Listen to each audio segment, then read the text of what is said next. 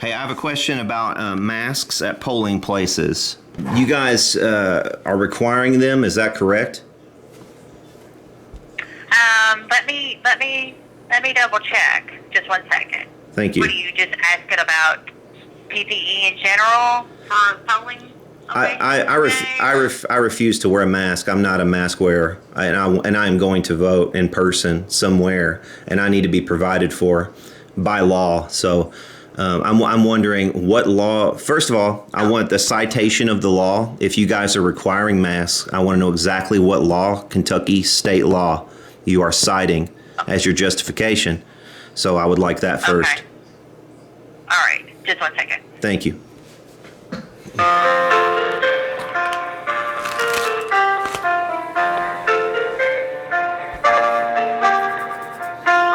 Okay. So I need to get your name and number and give you a call back so we can make sure we give you the right info. Okay. Okay. All right. I can give you my number. Okay. My number is 812, but I do live in the county. Okay. So all right. You can't answer. I mean, because you're actually publishing this on your website that masks are required at polling places. You even say that you're going to take my temperature if I go to one of the main 4 polling places downtown before entering, and they may require actually additional things. So you don't even know. I'm giving this to one of my directors. I see. And she's going to contact who she needs to contact and then get back to you on your question. Okay. Yes, ma'am. What was your name? Thank you. No, wait. What's your name? Yeah. I'm sorry. Buffy. One more time. Buffy. Buffy, and the person calling me is going to be Mary Ellen Allen. Mary Ellen. She's one of our directors. Allen. Mm-hmm. Okay. Thank you very much. I appreciate. When should I expect the call? Thank you. I'm not sure, sir. Well, she'll call you as soon as she gets an answer. Okay. Thank you very much. Appreciate it. You're welcome. Thanks. Bye-bye. Bye-bye. Please stay on the line.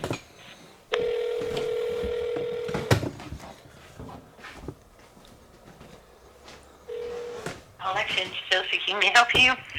I'm sorry. Who am I speaking with? Joe? Joe. Hi. I called this morning and spoke to a Buffy who informed me that a Mary Ellen Allen would be calling me to answer a question I have about masks at polling places, and I have not received a call. Okay, hold on just a minute. And your name again? My name is Brad. Brad? Okay, hold on just a minute. Thank you.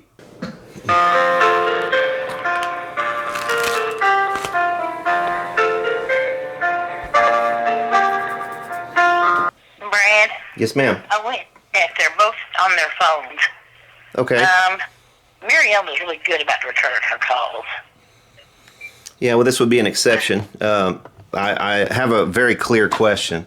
Okay, are you ready for it? Sure. Why, under what law are you guys requiring people to wear masks at polling places? What Kentucky state law are you citing that gives you the power to do that? I want to know the statute. I'm not going to test him to 10-foot pole. Does she have your number? Yes. Buffy had my number. But Okay. if I'm gonna hold until one of them gets off the phone, and you're gonna have them come on the phone, because I'm not gonna hang up without an answer today. Okay, hold on. Thank you.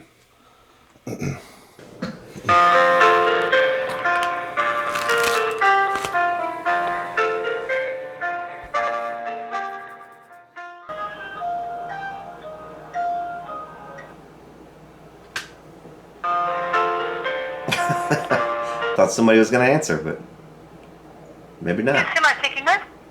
Hello? Yes. Yes, who am I speaking with? Yes, I asked who I'm speaking with. Yes, my name is Brad. Okay. And now who am I speaking with? This is Mary Ellen. My last name is Allen, A-L-L-E-N. Hi, Mary Ellen. How you doing? Fine, thank you. Hey, I had a question for you about your requirement of masks at voting places. You have published on your website that in accordance with CDC state and metro guidelines, all voters will be required to wear masks to protect election officers, fellow voters, and themselves. So you're citing CDC, state and metro guidelines, but no law. So what's the law? It's the governor's executive order mandating the wearing of face masks. Yeah, that's not law. An executive order is. Executive order is not law in the state of Kentucky. It has not gone through the legislature. He could just say, hey, I'm suspending elections. So what are you going to do then? What if he passed an executive order suspending elections? Are you going to just not have an election? Yes, for the authority. Pardon, he doesn't have the authority for that. You see what I'm saying? Because this has to be based in law. Here, it's being challenged. Certainly, I think court may decide otherwise. Correct. That's our authority. So what on what basis? Again, on what I have to ask, on what basis are you even announcing this requirement to the people of the county that if they show up without a mask, they won't be able to exercise their civil right to vote in Jefferson County, Kentucky?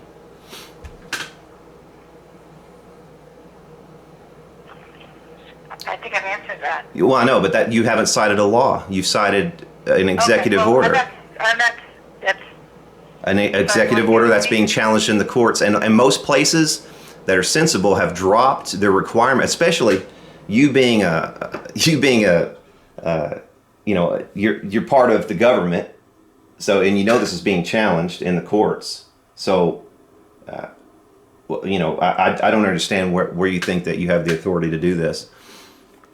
okay. And also, what I do have a question. Yeah. How are you going to accommodate me when I show up to a voting place with no mask? I have a medical reason not to wear a mask. I suffer from panic attacks. If I put a mask on for too long, I'm going to have a panic attack at the polling place. Okay? And you're going to have a scene on your hands most likely that's going to involve an ambulance. So what are you going to do to accommodate me so that I can vote in person to ensure that my vote goes directly into a machine and not through the USPS? Sure. The governor's executive order does recognize exceptions for medical reasons. Why didn't you say that? Why didn't you say that? You said, what is the authority? Okay, I did ask that, but also, why doesn't it say that on the website? Why don't you give those reasons on a website? You tell people that TARC was going to offer them free rides, but you don't tell people that there's going to be an exception to the mask mandate. You're just discouraging those people and telling them to basically stay home without telling them, informing them of the exception. Okay, so, but you're informing them of TARC free rides. So I don't understand who is running this. I mean, whose decision was this? Was this Bobby's decision? Bobby Holzclaw? She is the clerk and the chair of the Board of Elections. So the elections are run by the county clerk and the county board of elections. Right. A board of elections that's probably largely Democrat, right? 4 members of the board of elections. Under the statute, it's made up of the county clerk and the sheriff. They're statutory members. A member appointed by the state board of elections that's a Democrat, and a member appointed by the state board of elections that's a Republican. Okay, but you still haven't cited to me any authority that wasn't given by a Democrat governor for why you are preventing people from going without masks to a polling place. So there's no law that you can cite.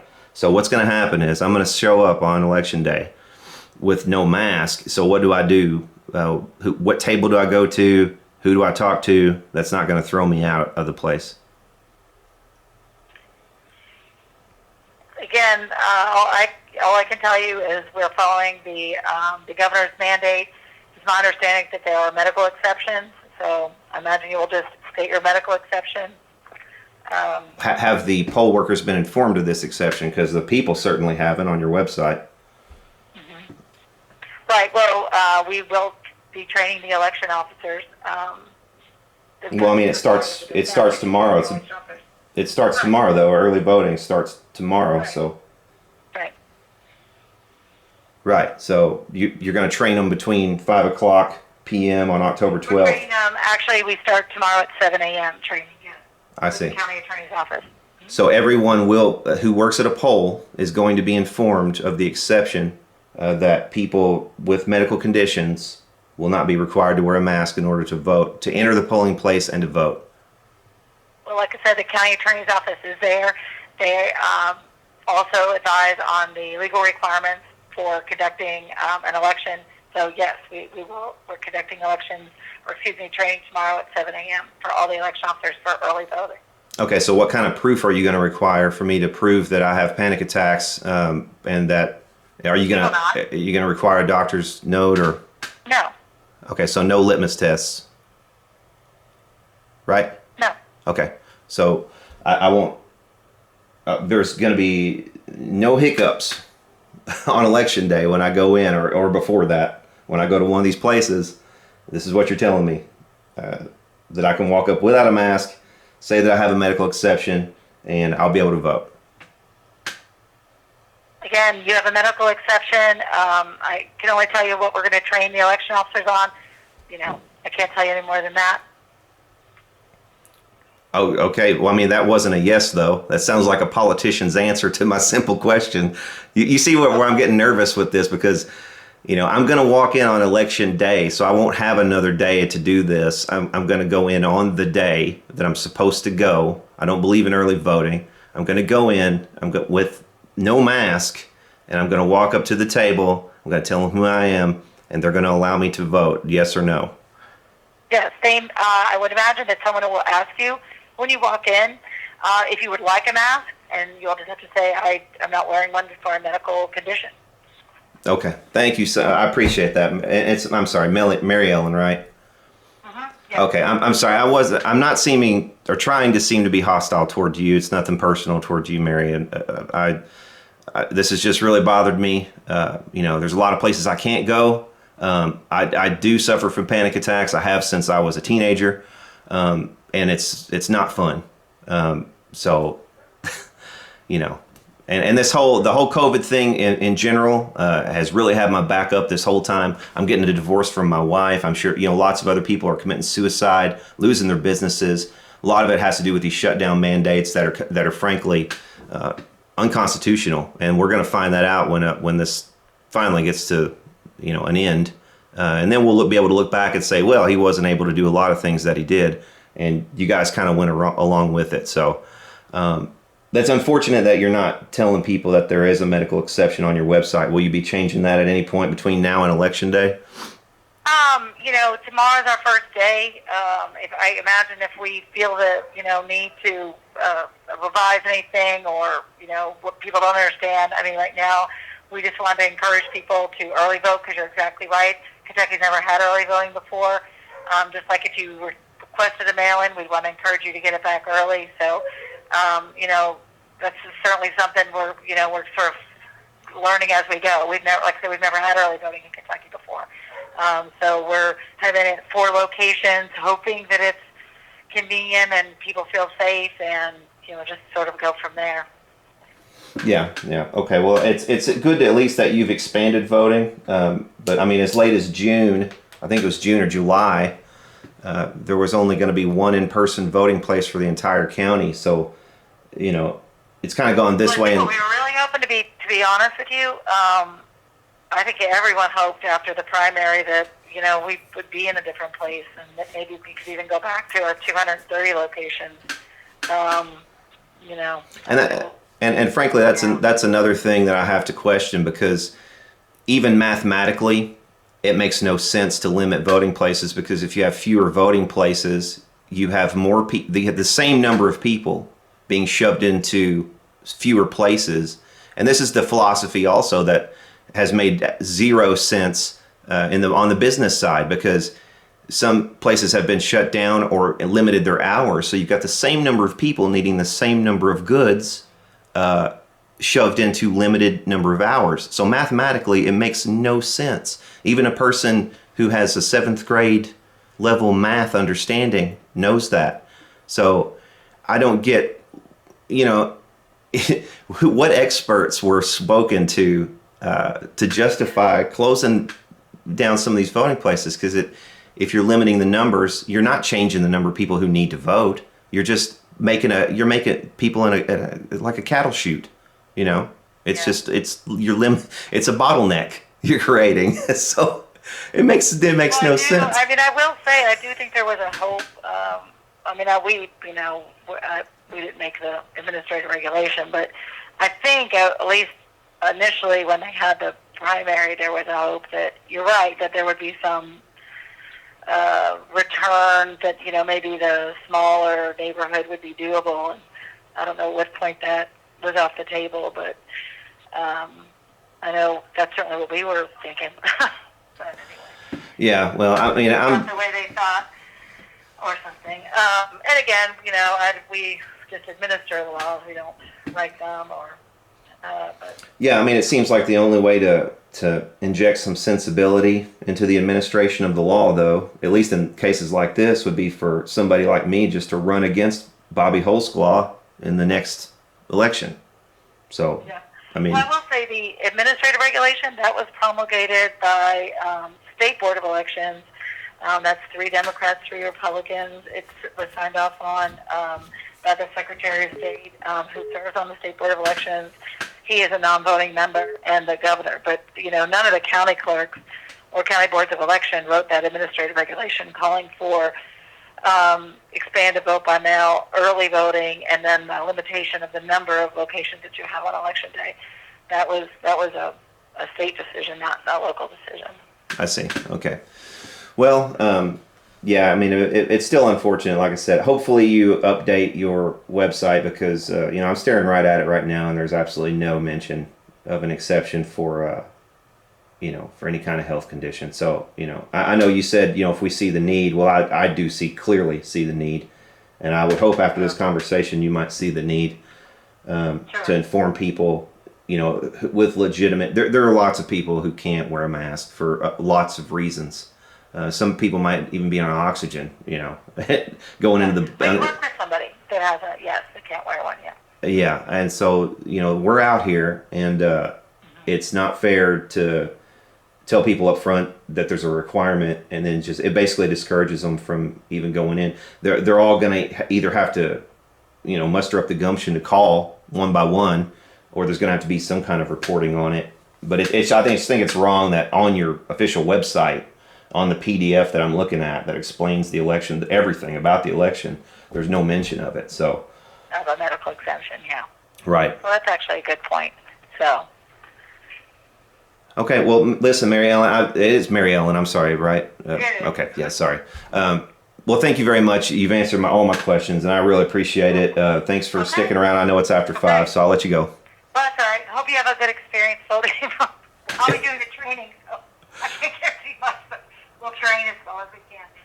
But anyway, good luck, and if you have any questions, just call us back. Thank you very much. Thank you. Bye-bye. Bye-bye. Well, she did answer. That's good. So yeah, there's no... I'll put it up on the screen so you can see it. There's a PDF. It's on their official website, General Election Information, and it does say that they require a mask, and they give no exception. So it's just discouraging people from voting. Either if you can't wear a mask, or if you won't wear a mask, if you have I think if you have some civil liberties reason beyond that, you shouldn't have to give a reason. They shouldn't require a litmus test to enter a polling place. You shouldn't have to answer 20 questions, and being given, well, you have to wear a mask, and then not be told unless you have a health risk. And then if you refuse to, first of all, you could just plead the Fifth Amendment, and that's what I'm going to do. I plead the Fifth Amendment. So I'm not going to say what my reasoning is, but you can assume it's a medical reason. There it is. You should assume it's a medical reason. You shouldn't be stopping people at the door to election polling places and asking them anything at all. That is and should be patently illegal. There's discourage, because what you're doing, the danger with that is, now it's masks, but in some future dystopian nightmare. Maybe it's a patch on your shoulder that has the name of the party chairman or something on it. Okay, if you don't show fealty to the party, you won't be allowed to enter the voting place. And on what are they going to base that? So, well, some kind of governor's mandate, which again did not go through the legislature and was not voted on by any one representative of all the various counties and districts of the state. So, yeah, this is wrong. This is wrong. It's illegal, and this shit needs to change. So, anyway, there's that.